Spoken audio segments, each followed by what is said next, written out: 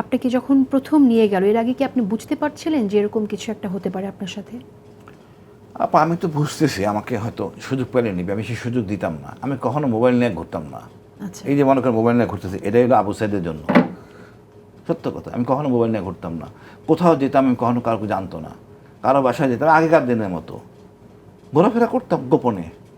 আমার নামে এইভাবেই আমি চলতাম। আমি ধারণা করতাম হবে আমার হাতে অস্ত্র ছিল, লাইসেন্স করা অস্ত্র ছিল। আমি তাদেরকে হ্যান্ডস আপ করাই, দীর্ঘ 10 মিনিট তাদেরকে কন্টেন করে রাখি। কিন্তু একটা অফিসারের পক্ষে সৈনিকের গায়ে গুলি করতে পারে না, এটা হয় না।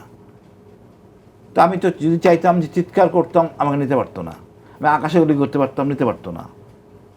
কিন্তু আমি আকস্মিকভাবে পিছন থেকে আঘাত করলে আমি আঘাতপ্রাপ্ত হই। আমার ব্যাকেক ছিল, পাহাড়ে পড়ে গিয়েছিলাম, ব্যাকেক ছিল। ওখানে আঘাত করলে 1 সেকেন্ডের মতো আমি অজ্ঞান ছিলাম মনে হয়, অস্ত্রটা ড্রপ করে দিই।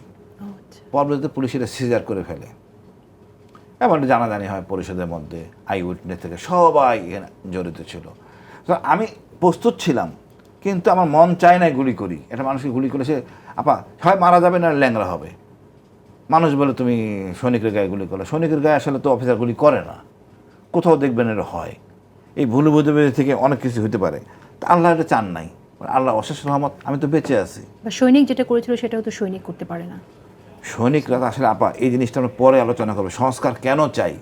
আমরা কিন্তু ওই সিভিলের মতো বুদ্ধি খেটে কাজ করার অবকাশ রাখে না। আমাদেরকে বলে ডুইট, আমরা ওটা করি, না করার অবকাশ নাই। আর এর থেকে কিন্তু সৃষ্টি হচ্ছে তো রকম অন্যায় অনাচার।